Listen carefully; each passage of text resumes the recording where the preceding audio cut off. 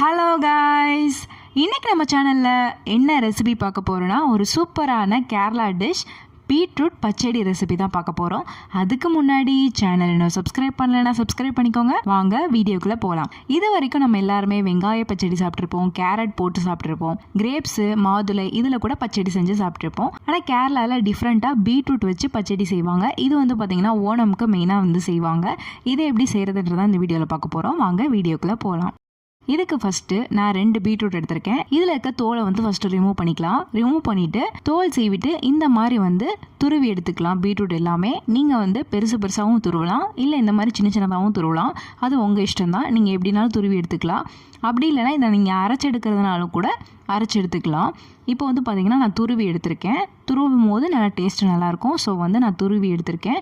இது பார்த்திங்கன்னா நான் 2யுமே ஆட் பண்ணிட்டேன். நீங்கள் 2 பீட்ரூட் போட்டாலே போதும், இந்த அளவுக்கு நிறையா வந்துடும். நீங்கள் 1 பீட்ரூட் போட்டாலே நிறையா வர மாதிரி இருக்கும். நான் எடுத்துருக்கதே பார்த்திங்கன்னா சின்ன பீட்ரூட் தான். அதிலே பார்த்திங்கன்னா இவ்வளோ அமௌண்ட் வந்திருக்கு. ஸோ நீங்கள் பார்த்துட்டு எடுத்துக்கோங்க. இப்போ நம்ம எல்லாத்தையுமே நல்லா துருவி எடுத்தாச்சு. இது நம்ம எந்த பாத்திரத்தில் செய்ய போகிறோமோ அந்த பாத்திரத்தில் ஃபஸ்ட்டு ஆட் பண்ணிக்கலாம்.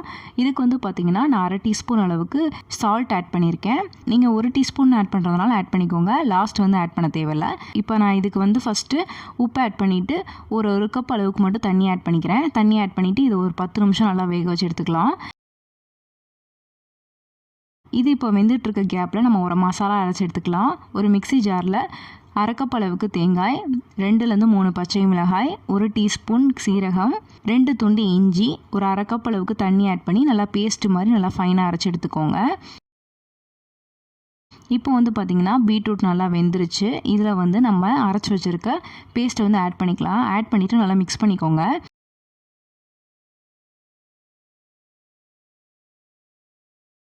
இப்போ நம்ம பேஸ்ட் ஆட் பண்ணிக்கிறதுனால கொஞ்சம் தண்ணியாக இருக்க மாதிரி இருக்கும். ஸோ இதை ஒரு 10 நிமிஷம் நல்லா மூடி போட்டு வச்சிடலாம். இப்போ நம்ம ரெடி பண்ணி வச்சுருக்க பீட்ரூட் பார்த்திங்கன்னா நல்லா கெட்டி ஆயிடுச்சு.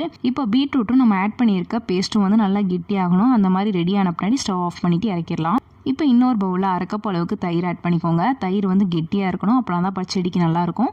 இப்போ பார்த்திங்கன்னா அதை நல்லா நம்ம பீட் பண்ணி எடுத்துக்கலாம். அப்போனா தான் அந்த க்ரீமி ஸ்ட்ரக்சர்லாம் நம்மளுக்கு கிடைக்கும். ஸோ நல்லா இந்த மாதிரி பீட் பண்ணி வச்சுட்டேன்.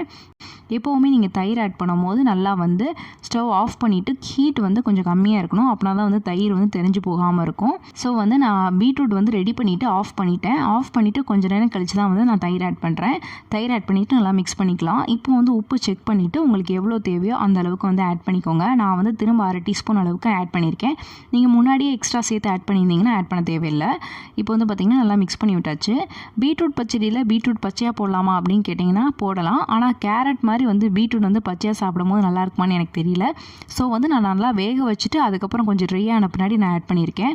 நம்ம நார்மலாக ரைத்தாவில் பார்த்திங்கன்னா கேரட், ஆனியன், அப்புறம் மாதுளை, கிரேப்ஸ் இதெல்லாம் நம்ம நார்மலாகவே சாப்பிடுவோம். ஸோ அப்படியே ஆட் பண்ணிக்கலாம். ஆனால் பீட்ரூட் நிறைய பேர் பச்சையாக சாப்பிட மாட்டாங்க. ஸோ நான் வேக வச்சுட்டு ஆட் பண்ணிக்கிறேன். உங்களுக்கு எப்படி இஷ்டமோ அந்த மாதிரி ரெடி பண்ணிக்கலாம்.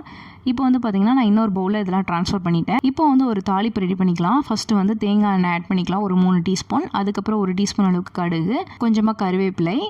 இது ரெண்டும் நல்லா பொரிஞ்சு வந்த பின்னாடி வரமிளகாய் ஆட் பண்ணிக்கலாம், 2லேருந்து 3. அதுக்கப்புறம் கொஞ்சமாக ஒரு 1/4 டீஸ்பூன் அளவுக்கு பெருங்காயத்தூள் இதெல்லாம் ஆட் பண்ணிவிட்டு நம்ம ரெடி பண்ணி வச்சுருக்க பச்சடியில் ஆட் பண்ணிட்டிங்கன்னா சூப்பராக பீட்ரூட் பச்சடி ரெடி ஆயிரும். இப்போ பார்த்திங்கன்னா நல்லா மிக்ஸ் பண்ணி எடுத்துட்டா சூப்பராக ரெடி ஆயிரும். அவ்வளோதான், பாருங்கள் சூப்பராக ரெடி ஆயிடுச்சு. அவ்வளோதான், ரொம்பவே ஈஸியான சிம்பிளான பீட்ரூட் பச்சடி கேரளா ஸ்டைலில் ரெடி ஆயிடுச்சு. உங்களுக்கு இந்த ரெசிபி பிடிச்சிருக்குன்னு நினைக்கிறேன். பிடிச்சிருந்தா லைக் பண்ணுங்கள், ஷேர் பண்ணுங்கள், கமெண்ட் பண்ணுங்கள். மறக்காமல் சேனலை சப்ஸ்கிரைப் பண்ணுங்கள். இன்னொரு வீடியோவில் பார்க்குறேன். பாய்.